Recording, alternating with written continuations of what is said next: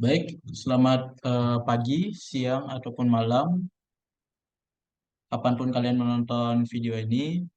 Kami dari kelompok 7 akan mempresentasikan hasil dari diskusi kami mengenai sampling auditing. Next. Sebelum itu, saya akan memperkenalkan anggota dari kelompok kami. Perkenalkan, nama saya Gede Surya Pramana dengan NIM 22170511102 sebagai moderator dan pembicara pertama. Selanjutnya. Baik, perkenalkan nama saya Putu Anugrah Adi Dalam dengan NIM akhir 1116 sebagai pembicara atau pemateri kedua. Baik, perkenalkan nama saya Muhammad Raka Pratama sebagai pembicara ketiga. Terima kasih moderator. Perkenalkan nama saya Kada Yudaryawan. Di sini saya sebagai pembicara keempat. Terima kasih.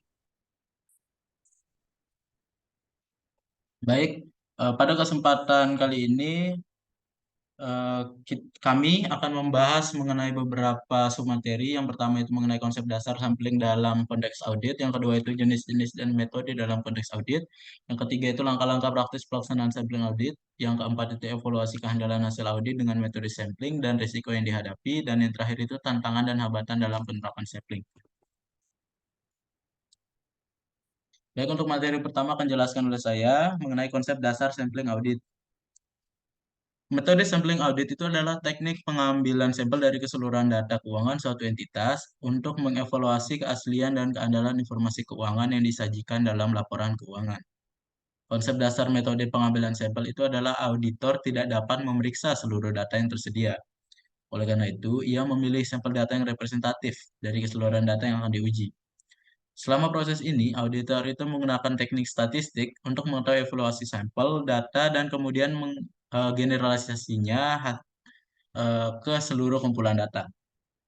Nah, metode pengambilan sampel itu menjadi tepat dalam proses auditin keuangan suatu entitas itu dikarenakan beberapa hal. Yang pertama itu efisiensi. Selama proses audit, waktu dan sumber daya terbatas sehingga auditor itu tidak dapat meninjau semua data yang tersedia. Dengan menggunakan sampling, auditor itu dapat memeriksa sebagian data yang representatif dari suatu populasi data dan menarik kesimpulan yang dapat digeneralisasikan ke seluruh populasi data. Yang kedua itu efektivitas. Pengambilan sampel itu dapat membantu auditor untuk mengidentifikasi kesalahan atau kecurangan dalam laporan keuangan dengan lebih efektif daripada memeriksa seluruh data. Dengan memilih sampel data yang representatif, auditor itu dapat mengidentifikasi permasalahan yang mungkin timbul di seluruh kumpulan data. Terus alasan yang terakhir itu adalah akurasi.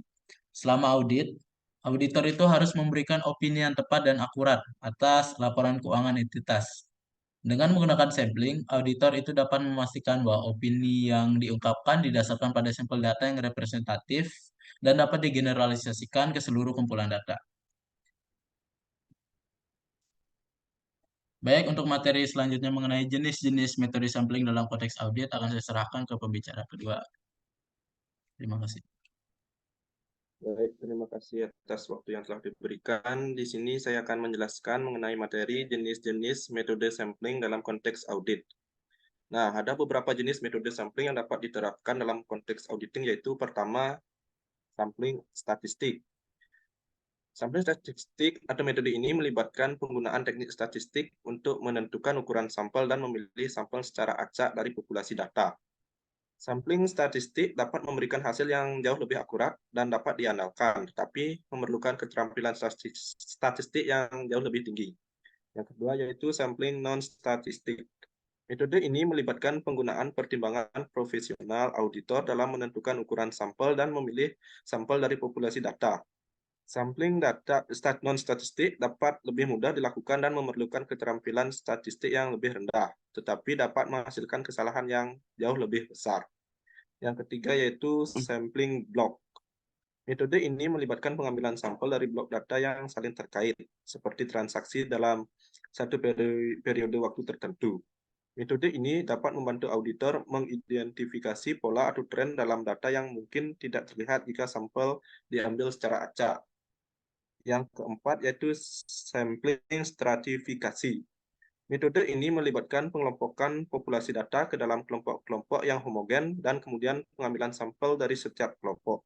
Metode ini dapat membantu auditor memastikan bahwa sampel yang diambil mewakili seluruh populasi data. Pemilihan metode sampling yang tepat harus disesuaikan dengan karakteristik entitas yang sedang diperiksa. Nah, juga terdapat beberapa faktor yang harus dipertimbangkan dalam pemilihan metode sampling, yaitu yang pertama, ukuran populasi. Semakin besar populasi data, semakin sulit dan mahal untuk mengambil sampel secara acak. Dalam hal ini, pengambilan sampel secara blok atau bertingkat mungkin lebih efektif. Nah, yang kedua yaitu karakteristik data. Jika data sangat bervariasi atau heterogen, pengambilan sampel bertingkat mungkin lebih efektif. Jika datanya homogen, pengambilan sampel secara acak mungkin lebih efektif juga. Yang terakhir yaitu yang ketiga, tujuan audit. Jika tujuan audit adalah untuk mengevaluasi efektivitas pengendalian internal, maka pengambilan sampel untuk menguji pengendalian mungkin akan lebih efektif. Jika tujuan audit adalah untuk mengevaluasi keakuratan dan keandalan informasi keuangan, pengambilan sampel substantif mungkin jauh lebih efektif. Demikian materi yang dapat saya sampaikan. Untuk materi selanjutnya akan disampaikan oleh pemateri ketiga. Untuk waktu saya persilahkan. Baik, next.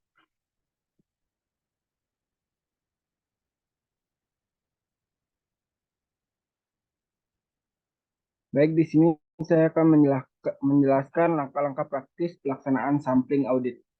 Yang pertama ada menyusun rencana audit.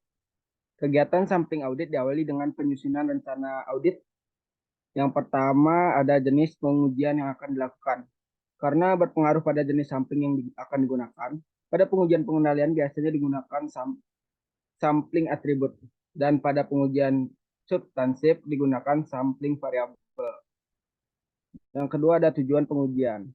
Pada pengujian pengendalian untuk meneliti derajat keandalan pengendalian, sedangkan pengujian substansif tujuannya meneliti kewajaran nilai informasi kuantitatif yang diteliti.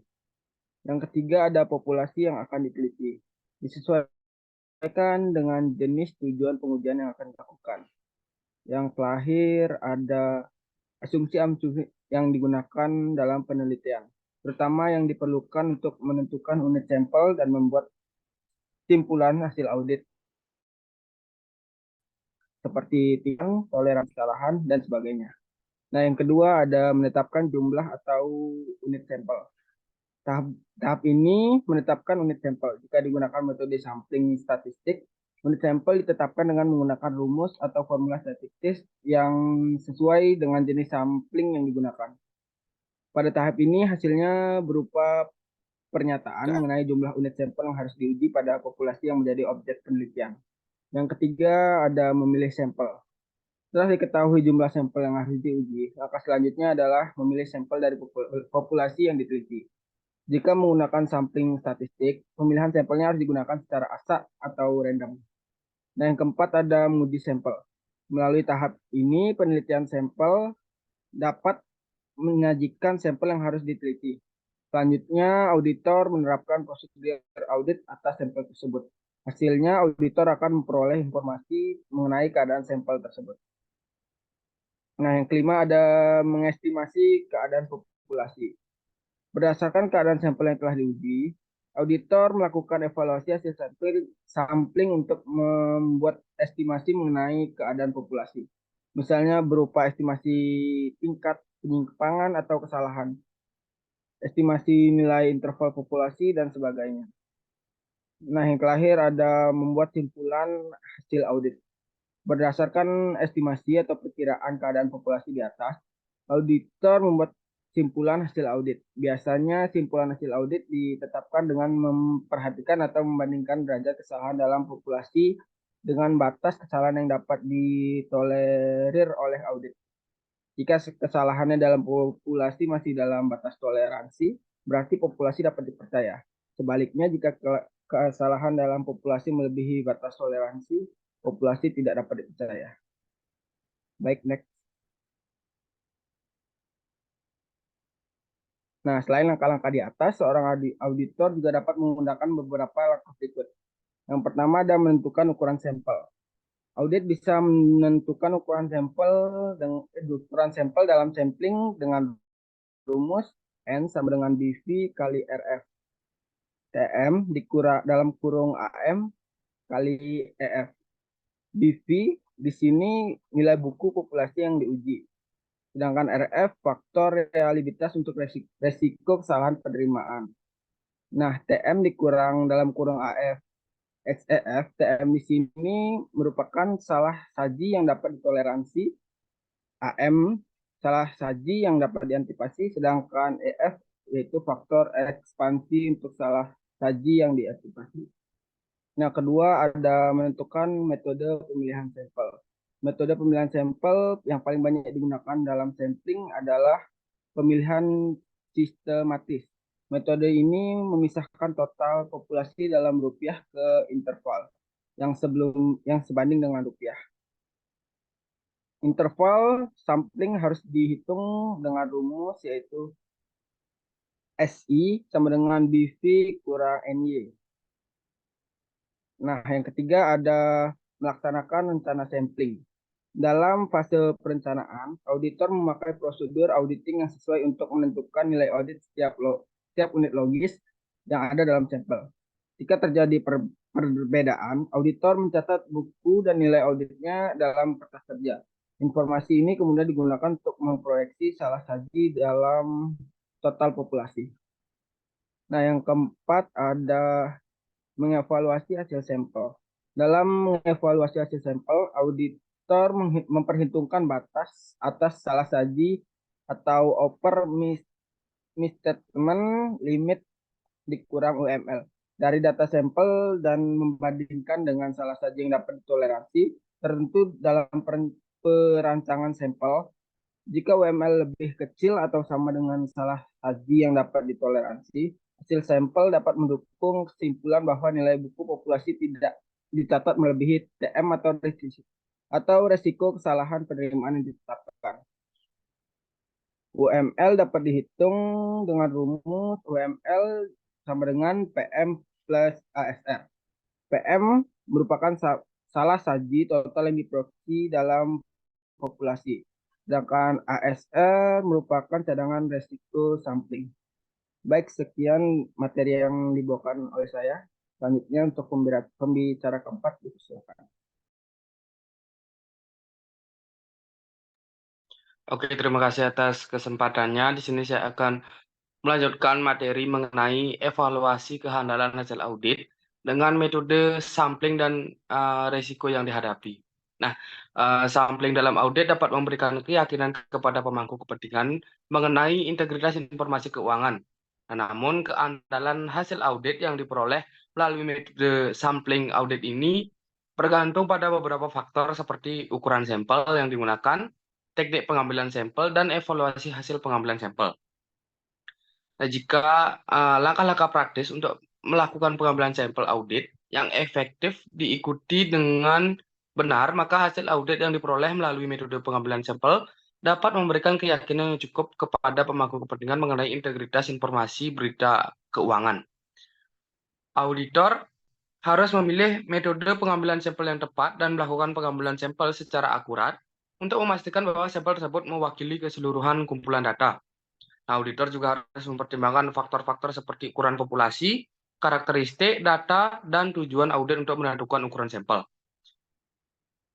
Selain itu, auditor harus melakukan pengujian terhadap sampel data yang dipilih dan kemudian mengevaluasi hasil pengujian sampel dengan mempertimbangkan faktor-faktor seperti tingkat kepercayaan dan risiko audit. Auditor juga harus menerapkan pertimbangan profesional dalam menentukan risiko sampling. Nah, dalam menyelenggarakan pengujian substantif atas rincian, auditor memperhatikan dua aspek dari risiko sampling, yaitu yang pertama ada risiko keliru menerima atau risk of incorrect acceptance, yaitu risiko mengambil kesimpulan berdasarkan hasil sampel bahwa saldo akun tidak berisi salah saji secara material, padahal kenyataannya saldo akun telah salah saji secara material.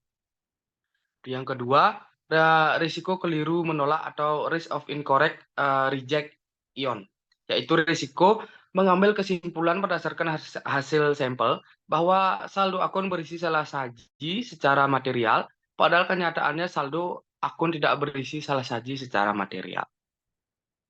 Nah, selain itu, auditor juga harus memperhatikan dua aspek risiko samplings dalam menyelenggarakan pengujian pengendalian jika ia menggunakan samplings, yaitu yang pertama risiko penentuan tingkat risiko pengendalian yang terlalu rendah atau risk of assessing control risk too low, dan yaitu risiko menentukan tingkat risiko pengendalian berdasarkan hasil sampel. Nah, terlalu rendah dibandingkan dengan efektivitas operasi pengendalian yang sesungguhnya.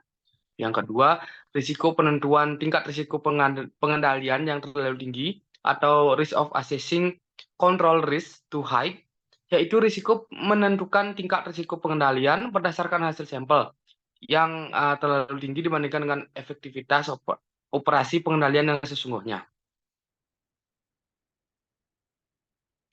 Risiko keliru menolak dan risiko penentuan tingkat risiko pengendalian terlalu tinggi berkaitan dengan efisiensi audit. Nah, sebagai contoh, jika penilaian auditor atas sampel audit menentunya pada kesimpulan awal yang keliru bahwa suatu saldo telah salah saji secara material, padahal kenyataannya tidak demikian. Nah, penerapan prosedur tambahan dan pertimbangan atas bukti-bukti audit yang lain biasanya akan menuntun auditor ke kesimpulan yang benar.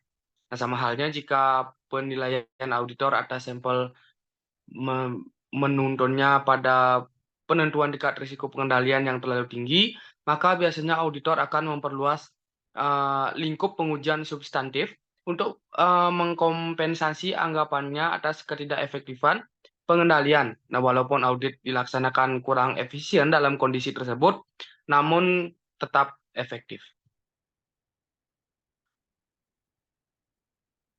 Risiko keliru menerima dan risiko penentuan tingkat risiko pengendalian yang terlalu rendah berkaitan dengan efektivitas audit dalam pendeteksian terhadap ada atau tidaknya salah saji yang material.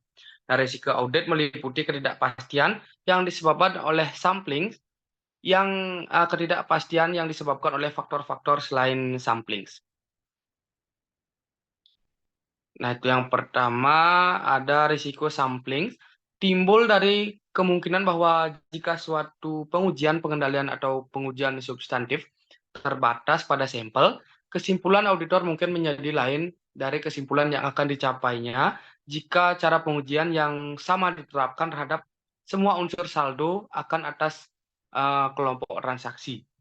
Nah, dengan pengertian suatu sampel tertentu mungkin mengandung salah saji moneter atau penyimpangan dari pengendalian yang telah ditetapkan yang secara proporsional lebih besar atau kurang daripada yang sesungguhnya terkandung dalam saldo akun atau kelompok transaksi secara keseluruhan.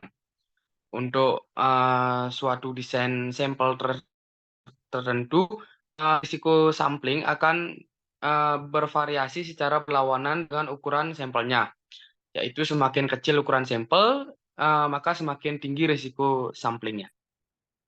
Selanjutnya, risiko sampling meliputi semua aspek risiko audit yang tidak berkaitan dengan sampling. Nah, seorang auditor mungkin menerapkan prosedur audit terhadap semua transaksi atau saldo dan tetap gagal mendeteksi salah saji yang material. Nah, risiko non-sampling meliputi kemungkinan pemilihan prosedur audit yang tidak semestinya untuk mencapai tujuan audit tertentu. Sebagai contoh, pengiriman surat konfirmasi atas piutang yang tercatat tidak dapat diandalkan untuk menemukan piutang yang tidak tercatat. Yang tercatat. Risiko non-sampling juga muncul karena auditor mungkin gagal mengenali salah saji yang ada pada dokumen yang diperiksanya, hal yang akan membuat prosedur audit menjadi tidak efektif walaupun ia telah memeriksa semua data. Nah, jenis pengujian audit yang mungkin memerlukan sampling yaitu yang pertama ada pengujian pengendalian, yang kedua ada pengujian substantif atas transaksi, dan yang terakhir yang ketiga ada pengujian atas rincian saldo. Mungkin itu saja yang dapat saya sampaikan. selanjutnya bisa dilanjutkan oleh rekan saya. Terima kasih. Baik, terima kasih atas kesempatannya. Di sini saya akan melanjutkan materi terakhir mengenai tantangan dan hambatan dalam penerapan sampling audit. Tantangan dan kendala yang mungkin dihadapi dalam penerapan metode sampling audit itu antara lain, yang pertama itu tantangan dalam batasan waktu dan sumber daya. Auditor itu seringkali memiliki keterbatasan waktu dan sumber daya untuk melakukan audit. Hal ini tentu saja dapat membatasi jumlah yang dapat diperiksa dan jumlah sampel yang dapat diambil. Yang kedua itu ada kesalahan pengambilan sampel. Risiko bahwa sampel yang diambil tidak mewakili keseluruhan kumpulan data. Risiko ini mungkin timbul jika auditor memiliki sampel yang tidak representatif atau jika ukuran sampel yang digunakan itu terlalu kecil. Yang ketiga itu ada kesalahan pengujian sampel. Risiko pengujian yang dilakukan pada sampel menjadi tidak akurat atau tidak lengkap. Nah, risiko ini dapat terjadi jika auditor tidak melakukan pengujian yang cukup atau jika auditor melakukan pengujian yang salah. Yang keempat itu adalah kesalahan dalam mengevaluasi hasil pengujian sampel. Risiko bahwa hasil pengujian sampel dievaluasi dengan cara yang salah atau tidak memadai. Risiko ini dapat terjadi jika auditor tidak mempertimbangkan faktor-faktor seperti tingkat keyakinan dan risiko audit dalam mengevaluasi hasil pengujian sampel. Nah, untuk mengatasi tantangan dan hambatan tersebut, upaya mitigasi dapat dilakukan untuk meningkatkan keefektifan proses audit, antara lain yaitu merencanakan audit dengan baik. Auditor itu harus merencanakan audit dengan baik dan mempertimbangkan keterbatasan waktu dan sumber daya yang ada. Auditor juga harus mempertimbangkan faktor-faktor seperti ukuran populasi, karakteristik data, dan tujuan audit dalam menentukan ukuran sampel yang tepat. Yang kedua itu pilih sampel yang representatif.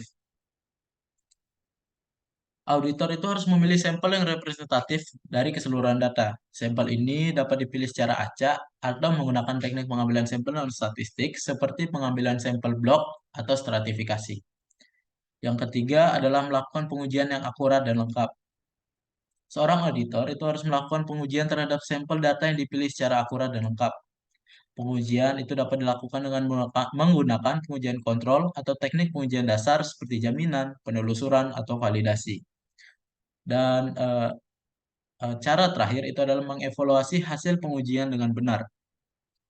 Auditor itu perlu mengevaluasi hasil pengujian sampel dengan benar dan mempertimbangkan faktor-faktor seperti tingkat keandalan dan risiko audit ketika mengevaluasi hasil pengujian sampel. Mungkin sekian yang dapat kelompok kami bahas pada presentasi kali ini. Saya sebagai moderator akan menjelaskan kesimpulan akhir. Metode sampling audit itu adalah teknik pengambilan sampel dari keseluruhan data keuangan suatu entitas untuk mengevaluasi keaslian dan keandalan informasi keuangan yang disajikan dalam laporan keuangan. Nah, sampling audit dapat dilakukan dengan menggunakan metode sampling statistik dan non-statistik. Metode sampling statistik menerapkan aturan matematika untuk menentukan ukuran sampel dan risiko sampling dalam merencanakan sampel dan mengevaluasi hasil sampel. Sedangkan metode sampling non-statistik itu melibatkan penggunaan pertimbangan profesional dalam menentukan ukuran sampel dan pemilihan sampel. Mungkin sekian yang dapat kelompok kami bicarakan. Jika memang pada saat presentasi tadi kami menyinggung beberapa pihak tertentu, kami mohon maaf. Dan untuk sesi diskusi akan kami selenggarakan di e-learning nanti yang akan dipandu oleh Bapak dosen. Sekian presentasi dari kelompok kami. Jika ada salah kata saya mohon maaf. Saya tutup dengan Parama Santi. Om Santi Santi Santi Om. Assalamualaikum warahmatullahi wabarakatuh. Salam kebajikan untuk kita semua dan salam harmoni.